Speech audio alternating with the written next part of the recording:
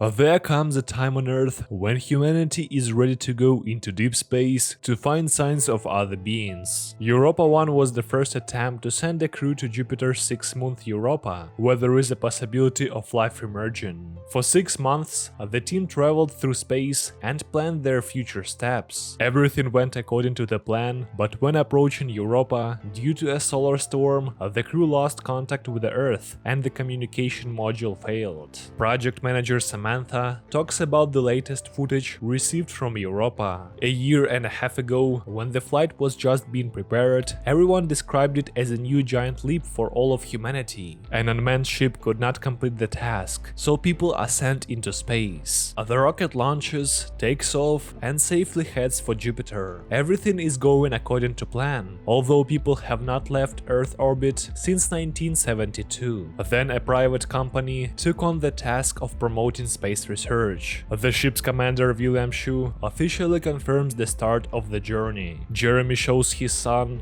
the amazing view out the window, how little space there is inside and how endless it is outside. The ship flies past the moon and ends up where no man has ever been. For a long time, scientists considered Jupiter's moon to be just a large block of ice, but after careful study, people realized that there were deep lakes there and life was possible. The crew regularly sends video reports to Earth about every day spent on the ship.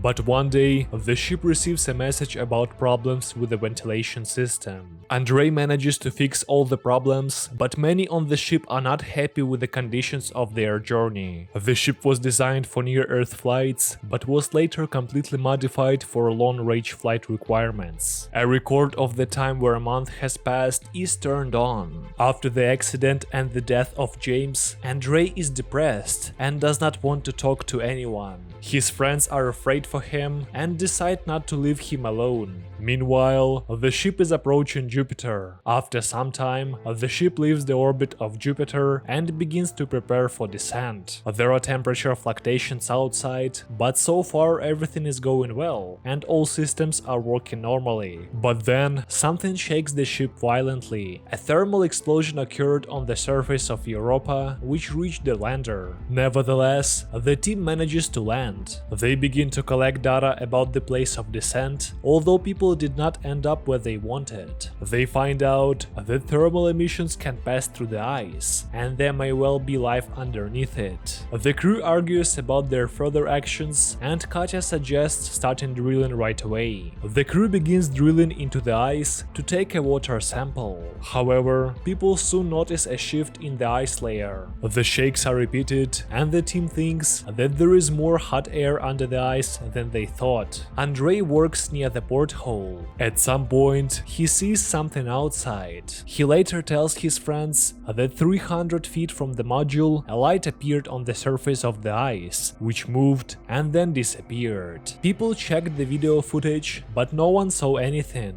During testing, only radioactive interference can be detected. Later, the commander puts forward a version according to which Andrei imagined all this because of the shock he suffered. After some time, the drill reaches the water and a probe is launched into the ocean. People see absolutely untouched nature through the purest water under a layer of ice. The radiation level is minimal, and somewhere below there is a heat source. Katya takes samples and moves the probe further. Suddenly, people hear a strange sound, similar to the call of a whale, but are sure that it is just the movement of ice. After some time, the video captures a radiation burst, and then they see a fiery flash in the darkness. Suddenly, the probe stops responding to signals and detects a strange flash of light, as if something had bumped into the probe. The crew begins to argue about their next actions. Katya suggests going outside. She will reach the probe and take samples manually. But the team remembers how they lost James. The action moves back to that time. Due to a solar storm, the ship's communication systems were disrupted.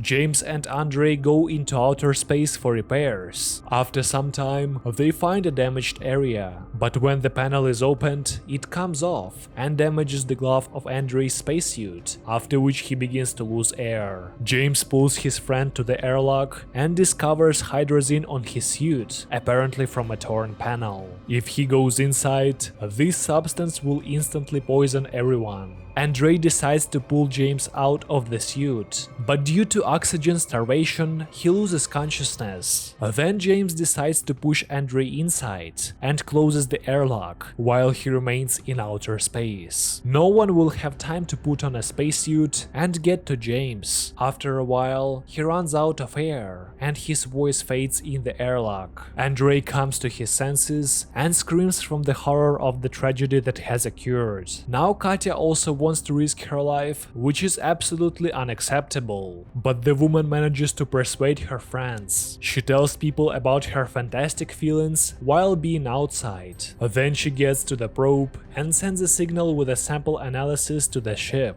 A simple single-celled organism is found in water. However, radiation levels begin to rise. The commander orders her to return, but then Katya notices strange lights, similar to a chemical glow, and goes in that direction. She is delighted with the beauty that has revealed itself to her, although others see nothing. The woman decides to test the reaction of an unknown organism to light and turns off her lamps. Lights appear under the ice and then it cracks under the woman. She quickly goes underwater and dies. The crew realizes that something has reacted to Katya's light and decides to return to Earth. Otherwise, no one will know about their discovery. The team is preparing to fly, but during takeoff, one of the engines fails and the ship begins to fall. The commander rushes into the engine compartment to manually slow the fall. The ship makes a very hard landing. Rose comes to her senses and examines her friends. The commander dies trying to save the others. It turns out that the module fell exactly at the point where the landing was originally planned. This zone is much warmer and the ice here is much thinner. In addition, the ship was damaged and an oxygen leak began. The crane turned off by the captain slowed the fall, but turned off the radiation protection. The temperature inside begins to drop. The ice outside begins to crack and will soon break under the weight of the ship.